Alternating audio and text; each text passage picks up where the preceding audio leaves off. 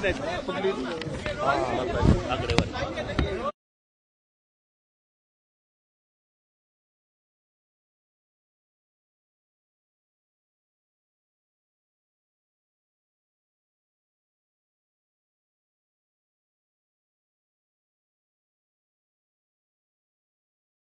विरोधक प्रश्न उपस्थित करतात, खास करून ईव्हीएम मशीनवरती सातत्याने प्रश्न उपस्थित केले जात आहेत. मार्केटवाडीमध्ये देखील पवार साहेबांनी मतांच्या आकडेवारीवर टीका केलेली आहे. तुमच्या पक्षावर आकडेवारीची स्टॅटिस्टिक्स सांगितली एवढ्या मतांमध्ये मूळ आहे.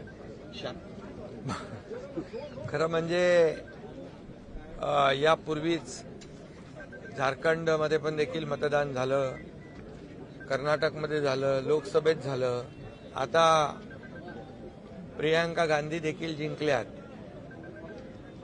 म्हणजे जेव्हा आपण हरतो तेव्हा ईव्हीएम घोटाळा म्हणायचं आणि जेव्हा आपण जिंकतो तेव्हा मग ईव्हीएमची ऐवजी बॅलेट पेपरची मागणी कुणी करत नाही. हे खरं म्हणजे दुटप्पीपणा आहे. हे खरं म्हणजे विरोधी पक्षाकडे कुठलाही आता मुद्दा राहिलेला नाही आणि विरोधी पक्षाला या महाराष्ट्रातल्या जनतेने, मी म्हणालो होतो की विरोधी पक्षाला या महाराष्ट्रातली जनता चारी मुंड्या चित करेल. आमच्या लाडक्या बहिणी, लाडके भाऊ, लाडके शेतकरी, लाडके ज्येष्ठ सर्व घटकांनी या राज्यातल्या विरोधी पक्षाला त्यांची जागा दाखवली.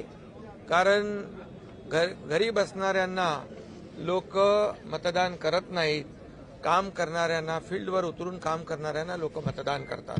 हे या निवडणुकीने दाखवून दिलेलं आहे. लोकसभेची आकडेवारी आपण जर पाहिली तर महायुतीला 2,48,12,627 मतं आहेत. म्हणजे 43.55% मतदान झालं आणि आम्हाला जागा मिळाल्या 17 आणि महाविकास आघाडीला 2,50,00,000 म्हणजे 2 लाखाचा फरक आहे आणि त्यांना मिळाली मतं, आम्हाला मिळाली 43.55% आणि महाविकास आघाडीला 43.71%. म्हणजे पॉईंट 15-16चा फरक आहे आणि या पॉईंटमुळे आम्हाला जागा मिळाल्या 17 आणि महाविकास आघाडीला जागा मिळाल्या 31. मग हा ईव्हीएम घोटाळा झाला का म्हणायचा? मग तेव्हा त्यांनी कुठलाही ईव्हीएमच्या बद्दल आक्षेप घेतला नाही आणि त्यामुळे आज काल मी आदरणीय पवार साहेबांचं देखील ऐकत होतो. त्यावेळेस त्यांनी म्हटलं की शिवसेनेला 79 लाख मतं मिळाली आणि 57 जागा मिळाल्या आणि काँग्रेसला 80 लाख मतं मिळाली आणि त्यांना 16 जागा मिळाल्या. कारण काँग्रेसनी जवळपास 100पेक्षा जास्त जागा लढवल्या, आम्ही 80 जागा लढवल्या. त्यामुळे कमी जागा लढवल्या आणि त्यांनी जास्त जागा लढवल्या. त्यामुळे शेवटी हे प्रत्येक मतदारसंघ वाईज वेगळं वेगळं गणित आहे. हे किती मार्जिनने कोण निवडून आला, कोणी 1000 मतांनी निवडून आला. आता आमच्या 8-10 जागा 1200 मतांनी आम्ही हारलोय. मग त्या निवडून आल्या असत्या तर आमच्या 70 जागा झाल्या असत्या. मग 79-80 लाखामध्ये 70 जागा, मग याच्यावर तर मोठा आक्षेप घेतला असता. परंतु मी आपल्याला मुद्दाम या ठिकाणी सांगतो, लोकसभेमध्ये शिवसेनेला 73,67,674 मतं मिळाली आणि एनसीपीला 58,51,166 मतं मिळाली. पण आम्हाला मिळाली 73 लाख आणि एनसीपीला मिळाली 58 लाख आणि आम्हाला मिळाल्या 7 जागा, एनसीपीला मिळाल्या 8 जागा. मग तिथे ईव्हीएम घोटाळा झाला का? हा देखील माझा सवाल आहे. त्यामुळे एवढंच मी या ठिकाणी सांगतो की ईव्हीएम वर आक्षेप घेणं, मग तुम्हाला विजय मिळतो, तुम्हाला जेव्हा जागा जास्त मिळतात त्यावेळेस ईव्हीएम चांगला असतो आणि जिथं जेव्हा पराभव होतो तेव्हा ईव्हीएम खराब असतो. असं या एक फक्त ईव्हीएमवरच नाही आहे, पण सुप्रीम कोर्टापासून निवडणूक आयोगापर्यंत प्रत्येक वेळेला विरोधी पक्षाने जेव्हा जेव्हा त्यांच्या बाजूचा निकाल लागला तेव्हा तेव्हा त्यांना चांगलं म्हटलं, ही यंत्रणा चांगली आहे, सुप्रीम कोर्ट, हायकोर्ट चांगलं आहे. आणि जेव्हा जेव्हा त्यांच्या विरोधामध्ये निकाल लागला तेव्हा सुप्रीम कोर्टावर देखील आक्षेप घेतला यांनी.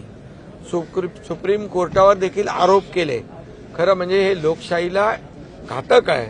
आणि या महाराष्ट्रामध्ये आता लोकशाही मार्गाने झालेल्या निवडणुका ज्या आहेत, या सर्व जनतेने गेल्या 2.5 वर्षाचं जे आमचं काम महायुतीचं हे पाहिलं.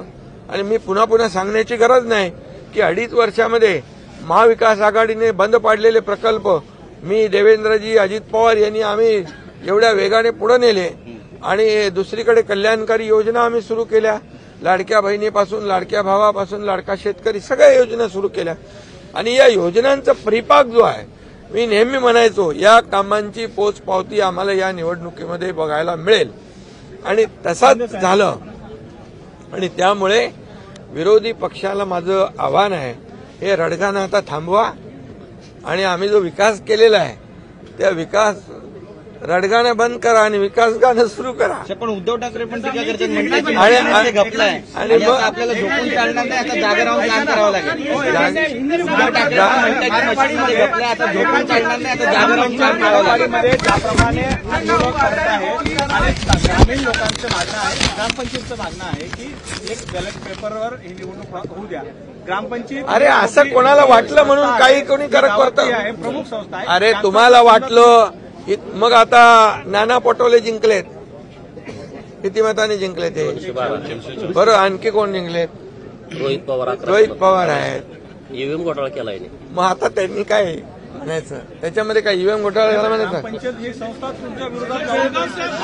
एक सांगतो मी, कुणाला काही वाटेल म्हणून कुणी काही निर्णय घेऊ शकतो का?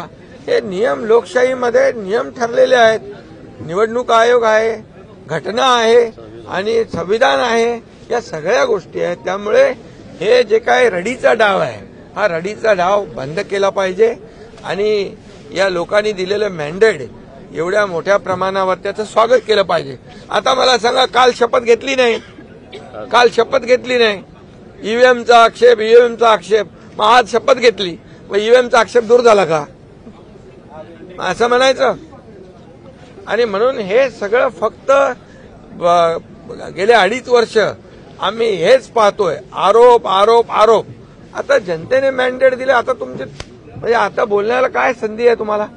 पुन्हा म्हणजे गिरे तो भी टांग ऊपर अशातला प्रकार आहे.